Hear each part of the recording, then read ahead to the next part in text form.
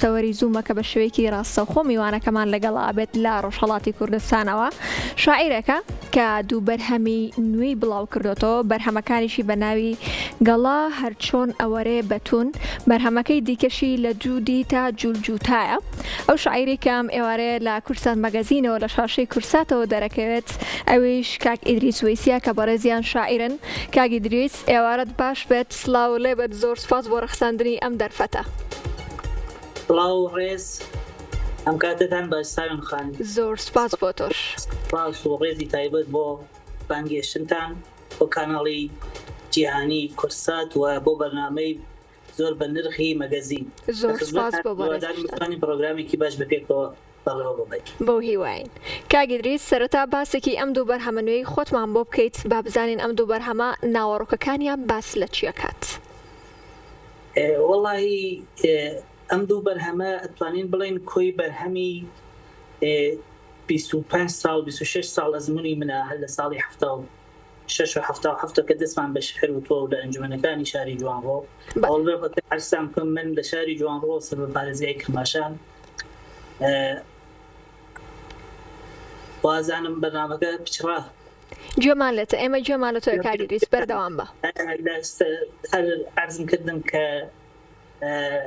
ساڵی 76 کە لە ئەنجومەنەکانە دەستمان پێ کردووە شعرمان تەوەری شعرەکانیش کتێبەکانیش کە فەرمایشتان کرد وەکو پرسیارێک تەوەرەکانی جیاوازە یا جۆرا و جۆرە توانین بڵێن لە عەشق و خۆشەویستی و نیشتمانی و ژن و جوانی و سروشت و هەموو شتێکی تێکەڵە بەتر بە پێی هەر شعرێک و هەر کتێبێک ناتوانین تەوەرێکی تایبەتی بۆ هەر کتێبێکیان دابین بکەین یا بڵێن تەوەرێکی خاص و تایبەتی خاصی خوانە، یعنی هەر کتێبێکیان ناتوانین بڵێ هەم گەڵا هەرچۆنێکە وەرێ بەتون، هەم لە جوودی تا جووددا تەواوی تەوەرەکان هەر لە خۆشەویستی نیشتمان و ژن و وڵات و مناڵ و هەموو حتا بەشێکی تێکەڵە بە پێ ئەو خوێندنەوەی خۆمە و خوێندنەی ئەکادمیکی کۆمەل فەلسەفەی تێکەڵە.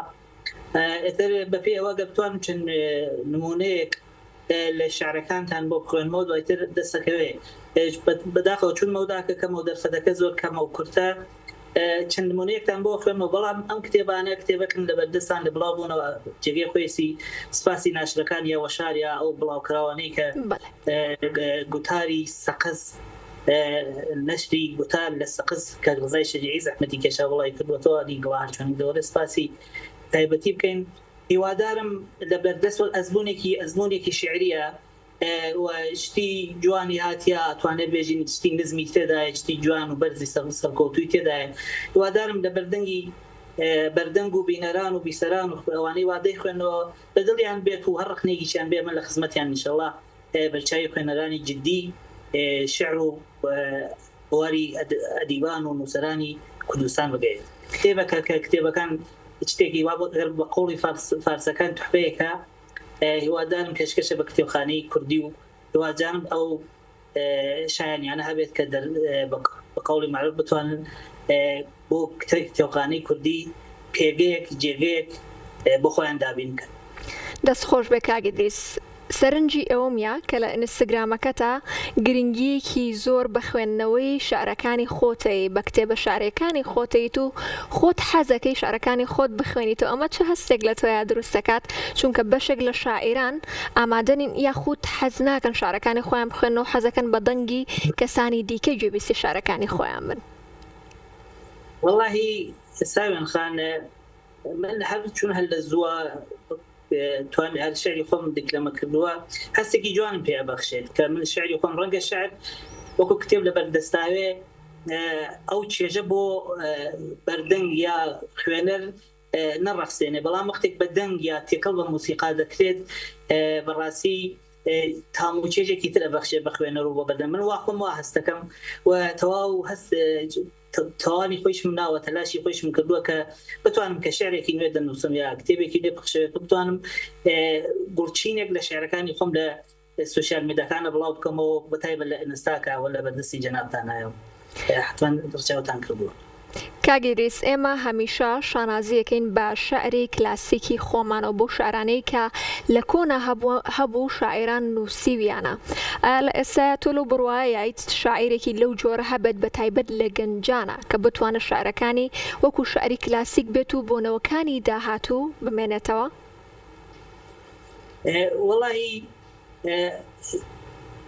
مێژووی کورد، مێژووی ئەدەبیاتی کوردنی پڕە لە بێشانازی، پڕە لە کە لە شاعران و گەورە پیاوانێک کە تا ئێستەیش لە مەقامی قیاس و هەڵسەنگاندنە هیچێکمان لە شاعیر و فارس و عەرەبەکانە کەمترنەوێ زیاترنەوێ کەمتر نیە. ئێمە وەکو نالیمان هەیە، مەولەویمان هەیە، مەحویمان هەیە، حاجی کۆیمان هەیە، تا بگەیت بە شاعران وەکو ئەوانەی لە کاری شعرینەوە وەکو مامۆستا شێرکۆڤێکەوە و عەبدوڵڵا پەش، مامۆستا عەبدوڵڵا پەش، مامۆستا لەتیف هەڵمەر، هەر لەیرە شەکات سوارەی ئیلخانزادە کە سەردەمداری ئەو جەریانی نوێپەردازی لە ڕۆژهەڵاتی کوردستانە، مامۆستا گۆران کە ترەکرێ بە هەسوونی شعری نوێی کوردی دایبنین.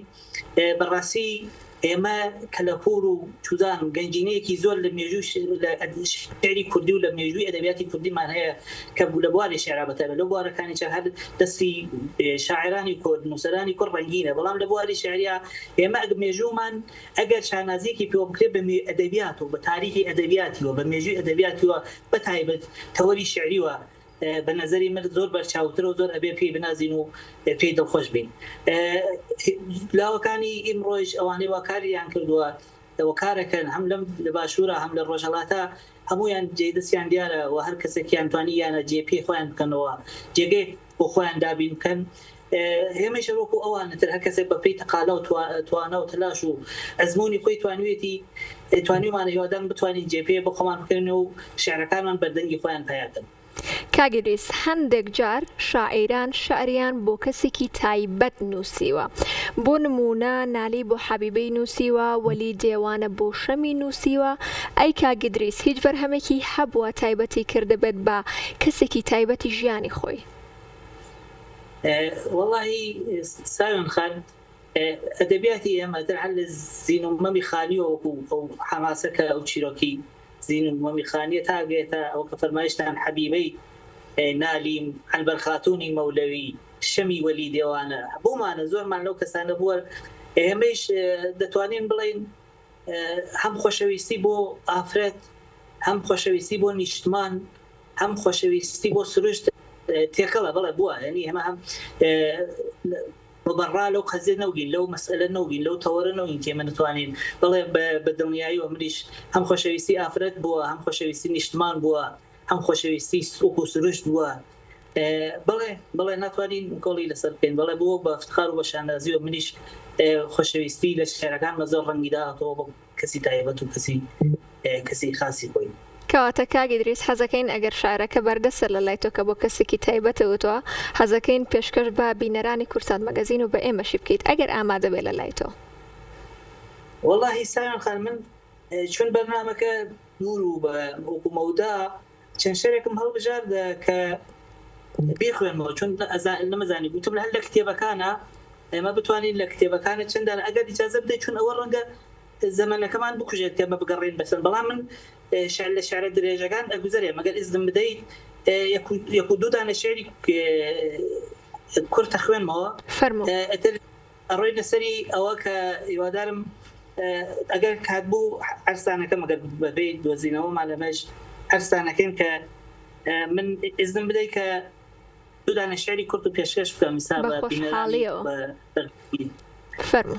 بۆ پیری بە لەبیرکردنی بۆنەکانەوە دەست پێ دەکات، پیری بە لەبیرکردنی بۆنەکانەوە دەست پێ دەکات، وەک بۆنی پاییز و پەپولە، وەک بۆنی خەمگینی ڕەیحان و بۆنی خوێنی ئەرخەوان، وەک بۆنی خاکی نەمناک و بۆنی زێج و دڵەڕاوکەی یەکەم جوان.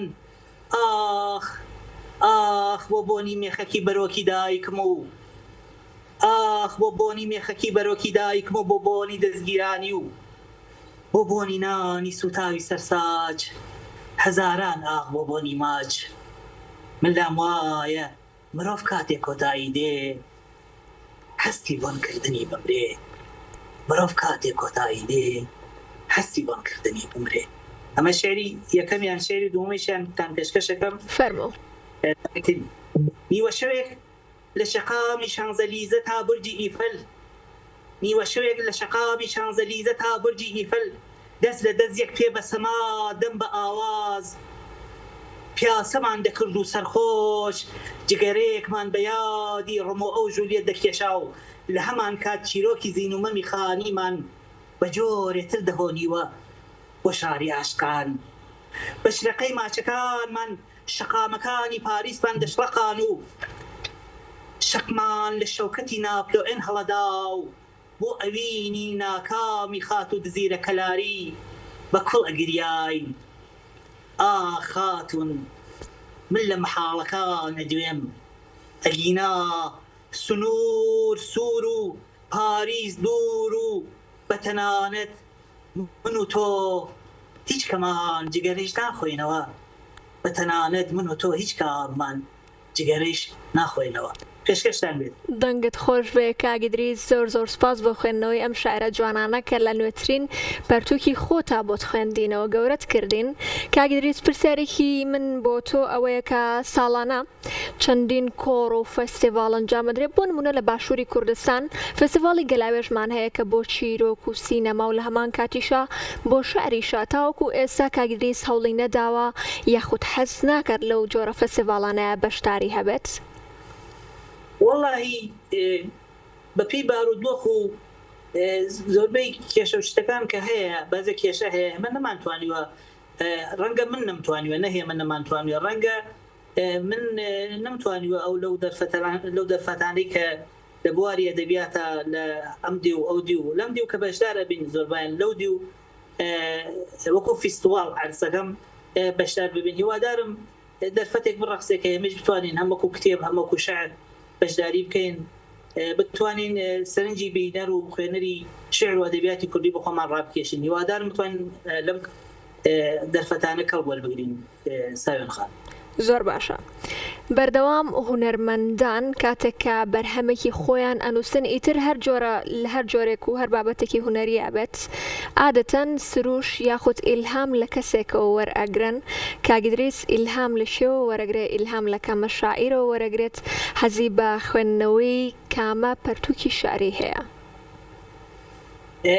واللهی ئەوەی کە گەرەکێتی ئەزمموی شعر بکاوە، وەکو ئێمەش کە چەند ساڵێکە کە لە کاری شعر و ئەدەبیات کارەکەین، بە باوەڕی من ناتوانێ خۆی لە خوێندنەوەی شاکارەلی وەکو شاعرانی کورد، شاعرانی کلاسیکی کورد، وەکو ئەوانەی کە ناوم برن، وەکو مامۆستا ناری، مامۆستا مەولەوی، مامۆستا محمی حاجی کۆی، مامۆستا قانع بێخۆت، زۆرن کەسانێک وەلا دوای ئەوانەوانەی کە لە شعری نەوەکو مامۆستا شێرکۆ، مامۆستا لەتیف ئەحمەد، مامۆستا عەبدوڵڵا پەشێو، کاک بەختیار عەلی کە هەر لە ڕۆمانە زۆر جێگەی دەستی هەم لە شعریشە.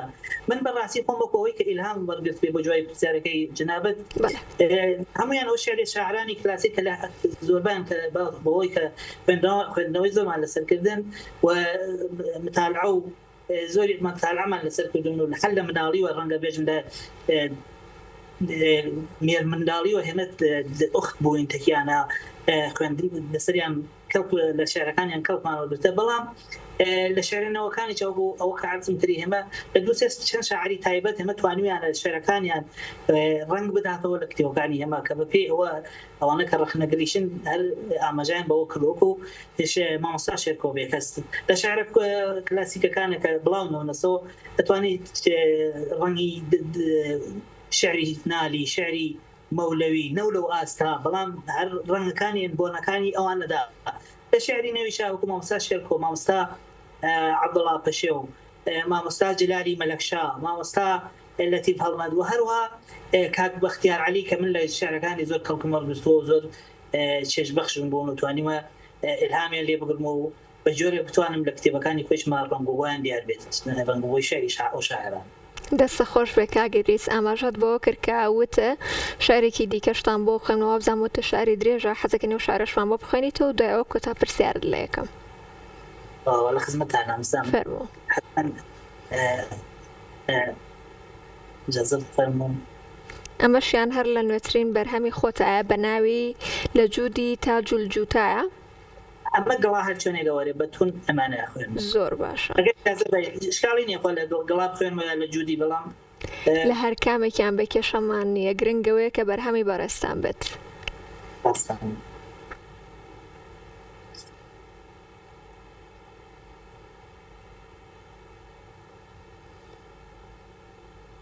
وەسیەت ئەگەر مردم بمدەن بە باران بم شۆرێ ئەگەر مردم بمدەن بە باران بم شۆرێ لە بەور کفنم بۆ هەڵبدڕن لەسەر دوندی شاهۆی سەربەرزا بمنێژن دەخیلتان بم بە نزمای ڕانەهاتوم لەگەڵ شەهیدانی ئەنفاڵ بم خەنە چاڵ لەگەڵ شەهیدانی ئەنفاڵ بم خەنە چاڵ بە تەنیایی دەخیلتان بم بە تەنیایی ڕانەهاتوم شەمی گۆڕم وەک شرای شەوانی لادێ تا بەیانی نەکوژێتەوە تروسکەی بێ بە تاریکی دەخیلتان بم بە تاریکی ڕانەهاتوم تەڵقینیشم شنەی شەماڵی شمشاڵێ بە یادی یار تەڵقینیشم شنەی شەماڵی شمشاڵێ بە یادی یار مامەشوانێ بۆم بژەنێ و بلاوێنێ مەرگی هەژار لە کێلەکەیشم چەند ڕستە هەڵکەنن بۆ یادگار لە کێلەکەیشم چەند ڕستە هەڵکەنن بۆ یادگار ئەم شاعێرە هەتاپ و مرد بە ئەوین ئیمانی هێنا و بە پێکەنینی خەڵکەوە دەستنوێژی گرت هەتاپ و مرد هەر بە تەنیا بۆ ئازادی چۆکی دادا و کڕماشی برد بۆ ئازادی چۆکی دادا و کڕماشی برد پێشکەشتە دەنگت خۆش بە کاگدریس هەستێکی ینی پڕ بە هەست و پڕ بە نستی خۆتەوە ئەم شاران ناخوێنی تۆ چکە تایبەترهی خۆتە بۆیە حەزەکەی پڕاوپڕی وشەکان بە جوانی بەرجەستەی بکەیت دەستت خۆش بە کاگدریس کۆتا پرسیارم بۆ تۆ ئەوە بێت هەنگاوی دواتری کاگدریس یاخود پرۆژەی داهاتووتری کاگدریس لە ئێستادا ئامادەیە یاخود بەتەمای چییە؟ وەڵڵاهی کارێکی ترم بەدەستەوێت هیوادارم بتوانین لەم ساڵەکە ناکرێت بتوانین لە ساڵی داهاتووترا بتوانین بڵاوی کەینەوە ئەویش ئەزمونێکی شعریە ڕەنگە جیاوازتر لەمان ئەتر ئەوە کە کامیان بڕبایەختر بێ یان نەبێ ئەوە خوێنەر یا ڕخنەگەر ئەتوانێت ئەوە بسەلمێنێ یا بسەپێنێ چودانم بەڵام هیوادارم ئەم بەرهەمی تازەمانە بتوانێ جێگەی خۆی باشتر و ڕەنگوبۆی تایبەتری هەبێ لە ئەم بەرهەمانەی کە ئێستا بڵاوبوونەوە. زۆر سپاس سەکین کاگدری سپاس بۆ ڕخساندنی ئەم دەرفەتە و زۆر سپاس کام ئێوارە لە کورسات مەگەزینەوە لە ڕۆژهەڵاتی کوردستانەوە لەگەڵمان بوویت سەرکەوتوو بیت. سپاس بۆ ئێوە سپاس بۆ تەواوی هاوڕێیانمان سپاس بۆ بەرنامەی مەگەزین و کاناڵی کورسات و سپاسی تایبەت بۆ کاگڕاوەری خۆشەویست زۆر سپاس بۆ تۆش دووبارە.